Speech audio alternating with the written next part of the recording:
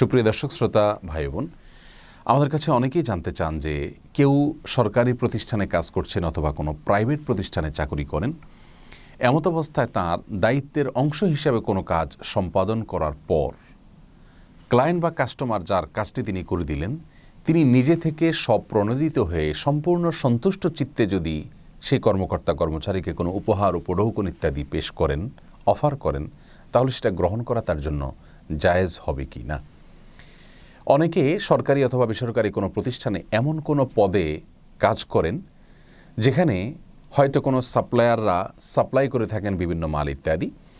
সেক্ষেত্রে ওই ব্যক্তিকে অতিরিক্ত কোনো সম্পদ, কোনো অর্থকড়ি বা কোনো উপহার উপঢৌকন তারা পেশ করে থাকেন, এগুলো গ্রহণ করা তার জন্য জায়েজ হবে কি না। এই প্রশ্নের উত্তরে রাসূল করিম সাল্লাল্লাহু আলাইহি সাল্লামের একটি হাদিস আমাদের সামনে সর্বাগ্রে চলে আসে, যেটি বর্ণিত হয়েছে বুখারী এবং মুসলিম উভয় কিতাবে। প্রিয় নবী সাল্লাল্লাহু আলাইহি সাল্লাম একবার রাষ্ট্রীয় কোষাগার তথা বাইতুল মালের সাদাকা এবং যাকাত কালেকশনের জন্য একজন ব্যক্তিকে দায়িত্ব দিলেন।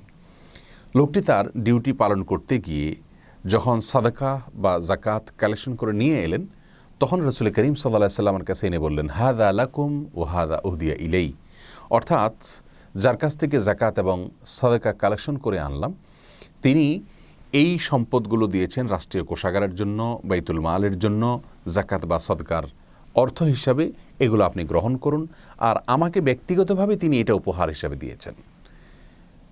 রাসূল করিম সাল্লাল্লাহু আলাইহি সাল্লাম লোকটির কথা শোনার পর উপস্থিত লোকদের সামনে তার নাম উল্লেখ করা ছাড়া শুধুমাত্র সবাইকে সতর্ক করবার উদ্দেশ্যে একটি সংক্ষিপ্ত ভাষণ দিলেন। সেখানে তিনি আল্লাহ রাব্বুল আলামিনের প্রশংসা করে বললেন যে সেই ব্যক্তির কি হবে যে ব্যক্তিকে সাদাকা কালেকশনের জন্য দায়িত্ব দিয়ে পাঠানো হয়েছে, তিনি সাদাকা কালেকশন করে এনে বললেন এটা রাষ্ট্রীয় কোষাগারের, আর এটা আমাকে ব্যক্তিগতভাবে ক্লায়েন্ট দিয়েছেন উপহার হিসেবে।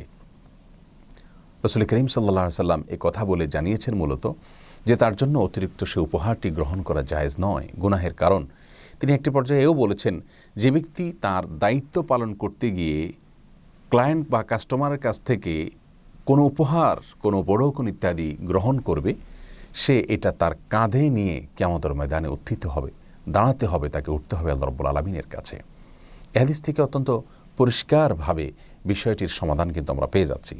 এছাড়াও মুসনাদে আহমদে বর্ণিত হাদিসে রাসূল করিম সাল্লাল্লাহু আলাইহি সাল্লাম ইরশাদ করেছেন, হাদায়াল উম্মালে গুলুল, অর্থাৎ কর্মকর্তা কর্মচারীরা তাদের দায়িত্ব পালন করতে গিয়ে যে উপহার উপঢৌকন ইত্যাদি পেয়ে থাকেন, সেটি গ্রহণ করা তাদের জন্য অর্থ আত্মসাতের সমপর্যায়ের অপরাধ। অতএব বিষয়টি আমাদের কাছে পরিষ্কার হয়ে গেল যে এ ধরনের উপহার উপঢৌকন আমাদের জন্য গ্রহণ করা জায়েজ হবে না, যদিও সেটা ক্লায়েন্ট নিজে থেকে স্বপ্রণোদিত হয়ে উপহার উপঢৌকন হিসেবে অনেকটা জোর জবরদস্তি করে অনেক সময় দিতে চান। এটা উপহারের নামে দিলেও সেটি মূলত উৎকোচ এবং এর সুদূর প্রসারী ক্ষতিকর দিক রয়েছে। এখন হয়তো আপনি কাজটি যথাযথভাবে করেছেন, কিন্তু তার কাছ থেকে একবার উপহার পাওয়ার পর পরবর্তীতে তার কাজটি যখন আপনি করবেন, নিশ্চয়ই আপনার একটা বিশেষ দুর্বলতা তার প্রতি কাজ করবে, যার কারণে এটি ঘুষের আওতায় পড়ে যাবে। আর রাসূল করিম সাল্লাল্লাহু আলাইহি ওয়াসাল্লাম বলেছেন, লানাল্লাহুর রাশি ওয়াল মুরতাশি, যে ব্যক্তি ঘুষ দিল এবং যে ঘুষ গ্রহণ করলো, উভয়ের প্রতি আল্লাহ রাব্বুল আলামিনের লানত বর্ষিত হয়।